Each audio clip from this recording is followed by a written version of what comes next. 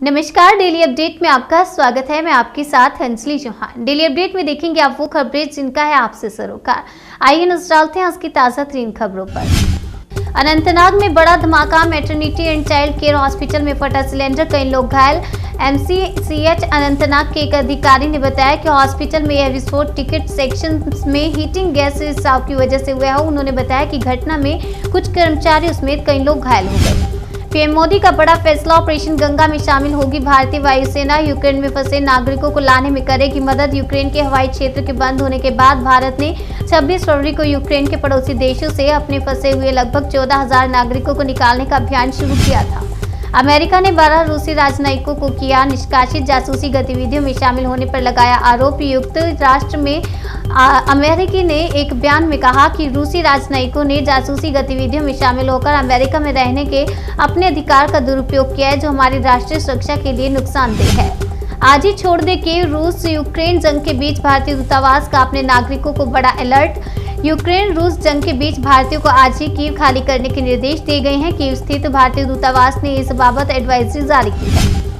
युद्ध के बीच यूक्रेन के लिए आई बुरी खबर। रूस के बाद बेलारूस ने भी किया ऐलान है जंग। खोइनिकी के ऊपर एक लड़ाकू विमान उड़ता देखा गया, जो काफी कम ऊंचाई पर बॉर्डर की ओर जा रहा था। इसके अलावा दक्षिण की ओर गया एक हेलीकॉप्टर 10:30 बजे देखा गया था।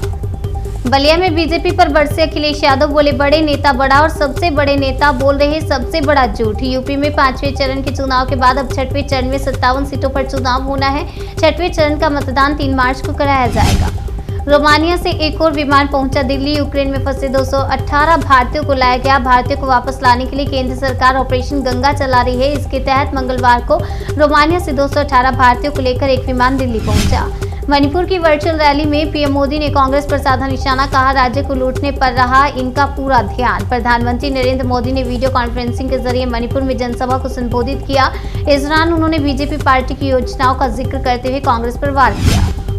दिल्ली में अब एक शराब की बोतल खरीदने पर दूसरी नहीं मिलेगी फ्री। सभी छूट खत्म, MRP पर ही खरीद सकेंगे आप शराब। आपको बता दें, राष्ट्रीय राजधानी दिल्ली में शराब की बोतल पर मिलने वाली छूट को समाप्त कर दिया गया है। अब बोतल पर लिखे MRP पर ही शराब खरीदी जा सकती है।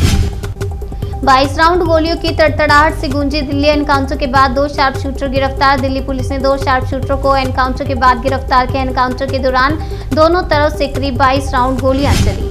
महाशिवरात्रि के मौके पर प्रधानमंत्री मोदी और राहुल गांधी के साथ कई राजनेताओं ने देशवासियों को दी बधाई। देश भर में महाशिवरात्रि का त्योहार मनाया जा रहा है। इस मौके पर देश के प्रधानमंत्री नरेंद्र मोदी ने सभी देशवासियों को शुभकामनाएं देते हुए कहा कि देवों के देव महादेव सबका कल्याण करें।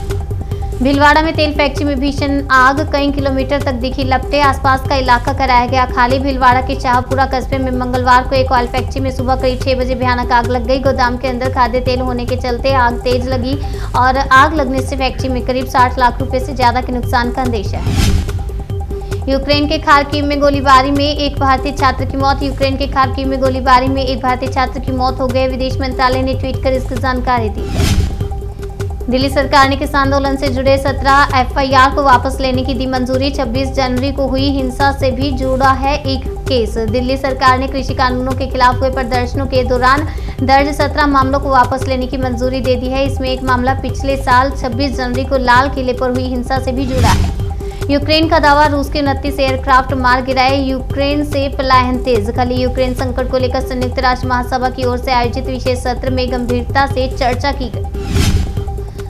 ओख्तिर्का में रूस ने मिलिट्री बेस पर किया हमला। 70 से ज्यादा यूक्रेनी सैनिकों की हुई मौत। रूस के हमले में 70 से ज्यादा यूक्रेनी जवानों की मौत हो गई। यह हमला खार्किव और कीव के बीच बसे शहर ओख्तिर्का में हुआ। जंग के बीच यूक्रेन से भारी संख्या में लोग पलायन को मजबूर। यूरोपीय संघ ने शरणार्थियों के लिए बनाई योजना। यूरोपीय संघ ने यूक्रेनियों को 3 साल तक रहने का अधिकार देने के लिए योजना बनाई है। भारी संख्या में लोग पोलैंड, हंगरी और रोमानिया समेत अन्य देश में शरण ले रहे हैं। डेली अपडेट में फिलहाल इतना ही। तब तक के लिए बने रहिए हमारे साथ और देखते रहिए जन सेतु जन से सरोकार।